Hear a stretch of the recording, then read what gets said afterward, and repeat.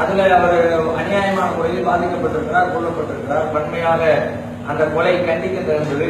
உரிய நீதி விசாரணை நடத்தி சம்பந்தப்பட்டவர்களுக்கு கடும் தண்டனை வழங்க வேண்டும். தமிழ்நாடு தௌஹீத் ஜமாஅத் அதை கேட்டுக்கொள்கிறது.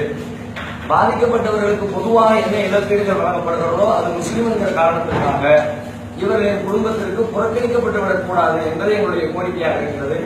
முஸ்லீம் அமைப்புகள் அதற்காக குரல் கொடுத்துக் கொண்டிருக்கிறார்கள். பல்வேறு வகைகளில் அதற்கான முயற்சிகளை முன்னெடுத்துக் கொண்டிருக்கிறார்கள். பொறுத்தவரைக்கும் அதிலே இஸ்லாமிய சாயம் பூசப்பட்டிருக்கிறது. பொதுவாக கொலைக்கும் இஸ்லாத்திற்கும் படுகொலை தனிநபர்கள் செய்கின்ற படுகொலைகளுக்கும் இஸ்லாத்திற்கும் எந்த சம்பந்தத்தையும் போட முடியாது, முடிச்சு போட முடியாது. என்றால் தீவிரவாதத்திற்கு பயங்கரவாதத்திற்கு எதிரான ஒரு கொள்கை இஸ்லாமிய கொள்கை. ஒரு மனிதரை கொன்றவர் ஒட்டுமொத்த மனித குலத்தையும் கொன்றதற்கு சமமாவார் என்கிறது திருமலை குர்ஆன். அப்படிப்பட்ட போதனையை நம்புகிற முஸ்லிம்கள் இது போன்ற காரியங்களை கையெழுக்க மாட்டார்கள். ஆனால் இப்பொழுது இங்கே நடந்திருக்கிற இந்த நிகழ்வு அதோடு முடிச்சு போடப்படுவதை நாங்கள் ஏற்கவில்லை. ஏனென்றால் இதற்காக கொலை நடந்திருக்கும் என்பது மற்றவர்களுடைய பிரச்சாரமாகவும் ஒரு திருத்தலாகவும் தான் நாங்கள் கருதுகிறோம். அப்படியே அதற்காக செய்யப்பட்டிருந்தால் அவரை இஸ்லாம் முடித்த புரிதலற்ற முறையில் அதை செய்திருக்கிறார் என்றுதான் நாங்கள் நம்புகிறோமே தவிர இஸ்லாத்தோடு முடிச்சு போடுவதற்கு இதில் எந்த முகாந்திரமும் இல்லை. ஒன்று.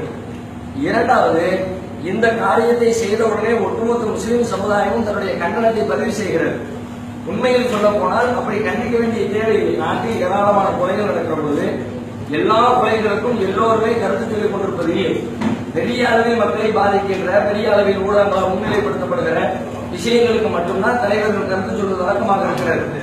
ஆனாலும் முஸ்லிம்களில் நிகழ்ந்துவிட்ட இந்த படுகொலையை அனைத்து முஸ்லிம் அமைப்புகளும் முஸ்லிம் அமைப்புகளுடைய தலைவர்களும் உடனடியாக அறிக்கை வெளியிட்டு கண்டித்த பிறகு அதனை மீண்டும் முஸ்லிம் சமூகத்தோடு ஒப்பிடுவது என்பதும் ஏற்கத்தகுந்த நடைமுறை அல்ல. முஸ்லிம்களை கருவறுக்க வேண்டும் என்ற சிந்தனையோடு இருக்கின்ற சில பேர் இதனை ஆதாயம் அடைவதற்காக வேண்டி மிகைப்படுத்திக் கொண்ட சமூக வலைதளங்களில் மிகையான கருத்துக்களை பதிவு செய்து கொண்டிருக்கிறார்கள் என்றுதான் இதை நாங்கள் பார்க்கிறோம். இது வெளிநாட்டிலே நடந்தது உள்நாட்டில் நடக்கிறது என்கிற வாதமும் பொய்யான வாதம். என்றால் வெளிநாட்டிலே என்ன நடந்தது, இந்தியா அல்லாத வெளிநாடுகளில் என்ன நடக்கிறது? முஸ்லிம்கள் சண்டையிட்டு கொல்லப்பட்டதாக பல்வேறு செய்திகள் வருகிற தருணங்களில் அதில் பெரும்பான்மையான கொலைகள் எல்லாமே சண்டையில் யுத்தத்தில் நடந்த கொலைகள். அதையெல்லாம் ஏதோ ஒரு தனிநபர் செய்த கொலைகளை போல பத்திரிகைகள் மீடியாக்கள் செய்திகள் வெளியிடப்படுகின்றன. ஈராக்கிலே நடைபெற்ற கொலையாகட்டும், ஆப்கானிலே நடைபெற்ற நிகழ்வுகளாகட்டும், ஈரானிலே நடந்த நிகழ்வுகளாகட்டும், இப்பொழுது கடைசியாக நடைபெற்றுக் கொண்டிருக்கிற ISIS என்ற ஒரு குழுவினுடைய விஷயங்களை தவிர இதுவரை பரவலாக மீடியாக்களின் கவனத்தை பெற்றிருக்கிற நிகழ்வுகள் அனைத்துமே யுத்தத்தில் நடைபெற்றது. யுத்தம் என்று சொன்னாலே இரண்டு சாராரின் மீதும் கொலைகள் நடவேறத்தான் செய்யும். அதை ஏதோ வெளிநாட்டு கொலை உள்நாட்டு கொலை என்று பிரித்து பார்ப்பதில் அர்த்தம் அல்ல.